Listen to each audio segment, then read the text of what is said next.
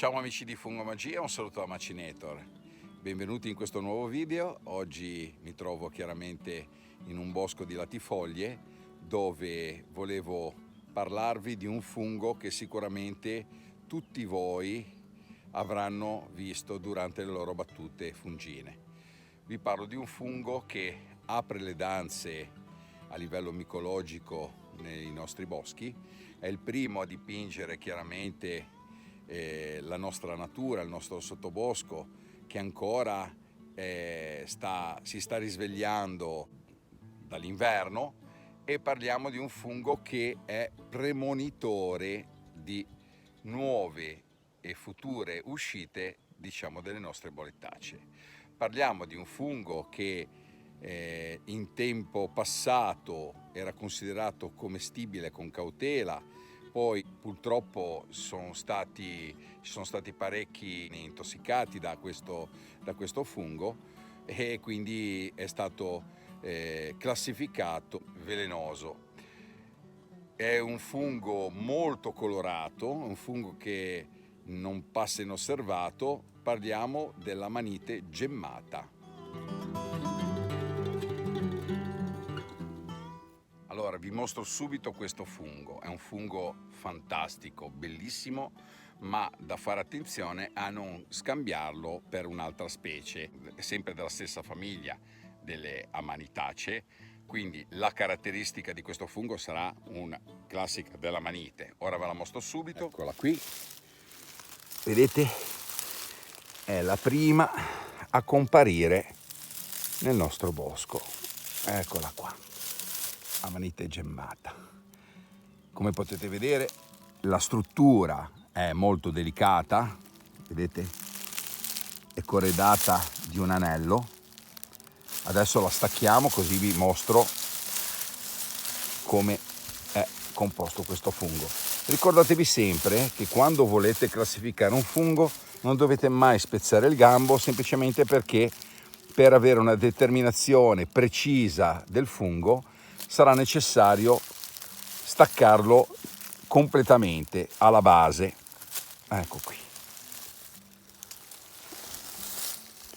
Questa è la nostra amanita gemmata, vedete? Classica forma bulbosa del gambo. Questo lo riporta praticamente allo stadio primordiale, quando all'inizio, come tutte le amanitacee, sono, diciamo, a forma di ovetto. Dopodiché fuoriesce il nostro fungo e sul cappello rimangono delle verruche. Queste verruchine bianche che voi potete notare sono niente altro che, diciamo, dei piccoli residui del lembo che all'inizio, quando era primordio, praticamente si è portato dietro e sono rimaste attaccate al cappello. La caratteristica per riconoscerla chiaramente, al di là di queste che vi sto appena dicendo, è, guardate se riesco a inquadrarlo, vedete la bordatura del cappello che è molto delineato e righettato. Ecco, questa è proprio una delle sue caratteristiche. La colorazione è di un giallo, giallino, a volte anche quasi bianco, quindi bisogna fare molta attenzione a non confonderla con altre specie di amaniti, e può diventare anche di un giallo molto molto intenso. Chiaramente si potrebbe anche scambiare per un'amanite citrina, però diciamo che ci sono caratteristiche diverse che poi, quando sarà il momento, vi farò vedere anche, diciamo, l'amanita citrina, per poter fare un piccolo raffronto. Come potete vedere, sotto questo fungo è lamellato, vedete? Ha delle lamelle molto delicate, vedete? La consistenza, ve la mostro subito, ecco qui. La consistenza è fibrosa del gambo, vedete? Molto fibrosa, e è un fungo che chiaramente, come ho detto prima, è un fungo spia. È un fungo spia proprio perché quando voi nel bosco le incontrate sarà un ottimo segnale, significa che il bosco si sta risvegliando, che comunque ci sono, diciamo, delle buone situazioni di umidità, di calore, pronte per poter far uscire i nostri porcini. Quindi fate molta attenzione quando le incontrate.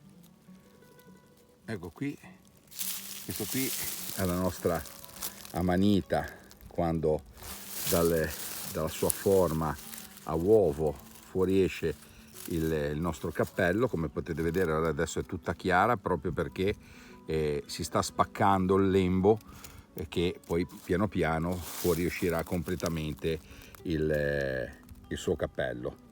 Il cappello da prima è molto globoso quando è piccola, per poi diventare appianata e poi convessa nella crescita e nella maturazione. Questa che è già matura, vedete che è convessa, cioè quindi i margini, diciamo, del cappello tendono a diventare imbuto, cioè quindi sollevarsi verso l'alto. Dovete sapere che questa amanita non diventa grande. Ora ve la mostro. Il massimo che può raggiungere come dimensione di cappello è tra i 6 e gli 11 centimetri. Chiaramente ci sono dei casi dove cresce qualcosa di più, un po' come tutti i funghi, no? Che però la base più o meno va dai 6 ai 11 centimetri, quindi non è una grande amanita, non fa parte delle amanite quelle grosse, tipo una amanite muscaria che magari può diventare anche grande quanto un volante di un camion. Però se guardate poi sul canale potrete anche trovare nel reparto video anche l'amanite muscaria se volete sapere qualcosa di più di questo fungo. Ora vi mostro un'amanita già di dimensioni interessanti. Eccolo qui. Questo qui, come vi ho detto, vedete, stacchiamo ancora una, è di dimensioni, diciamo, già più considerevoli, però non raggiunge mai delle dimensioni enormi.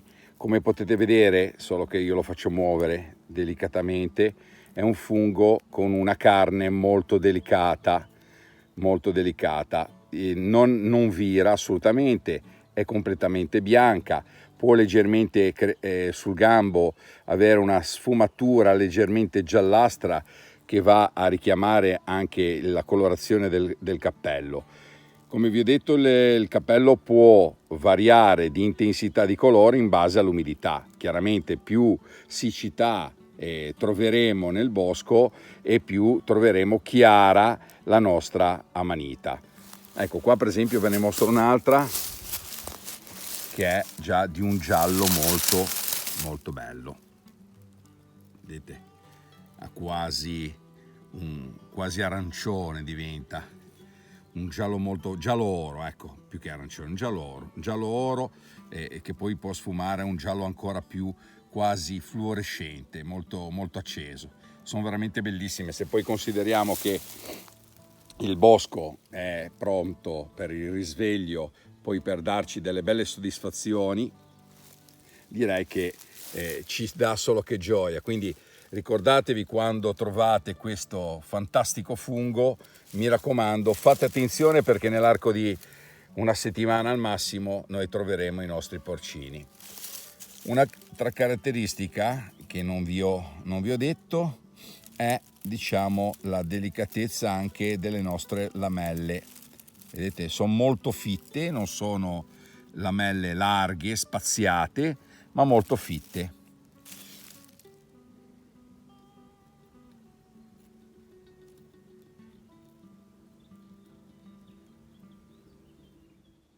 Allora, un'altra caratteristica per evitare di confondere questo fungo è quello di utilizzare una tecnica di riconoscimento. Qual è? Staccando delicatamente la cuticola del nostro fungo, noteremo che sotto il cappello la carne si presenterà di un colore giallino. Il sapore, diciamo, della carne è un sapore dolciastro, quindi molto gradevole, però ripeto, ormai è classificato fungo non commestibile, proprio perché in passato, questo ormai da parecchi anni, ci sono state parecchie intossicazioni e poi nel periodo di disidratazione questo prendeva una colorazione quasi biancastra, quindi era possibile confonderla con una delle amanite mortali.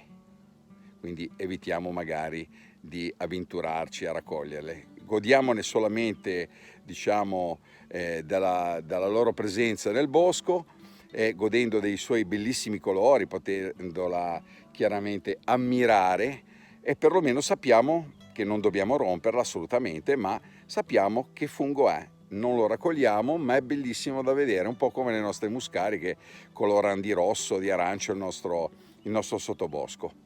Andiamo avanti, vi dico ancora qualcosina.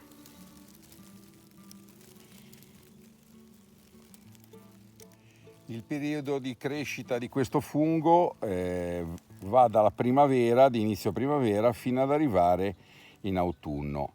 È un fungo che predilige chiaramente il bosco di latifoglie e anche di conifera e ama tantissimo i terreni praticamente sabbiosi o calcarei.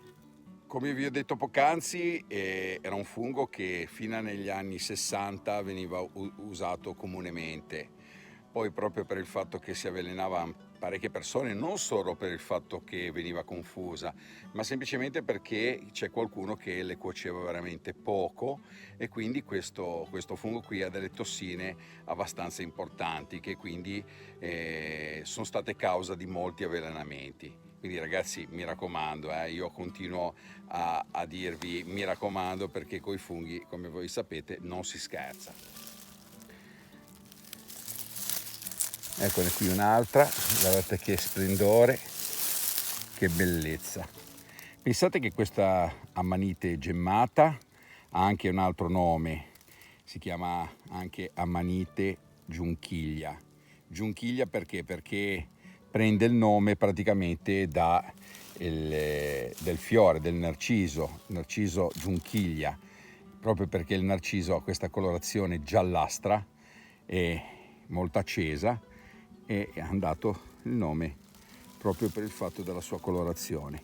Quando io parlo delle amaniti, normalmente si parla di amanite, uno pensa è quel fungo con i puntini bianchi, ma attenzione, perché alcune specie, per esempio, i puntini bianchi in cima non le hanno. Poi un'altra cosa da tenere in considerazione: spesso questi piccoli residui, diciamo, di lembo, okay, chiamate verruche, che possono essere piatte o fioccose sul cappello, sotto parecchie piogge possono anche, diciamo, andare via. Quindi cambierebbe comunque l'aspetto, diciamo, della nostra amanita. Come possiamo vedere, questo esemplare, non questo tipo, questo esemplare di amanite gemmata, se fate caso, ha questo bel colore adesso molto intenso, anche perché è aiutato magari dal raggio del sole, però se voi fate caso in cima il cappello non ha nessun tipo di verruca, però noi ora non la stacchiamo perché mi dispiace, la andiamo a vedere nella parte sottostante.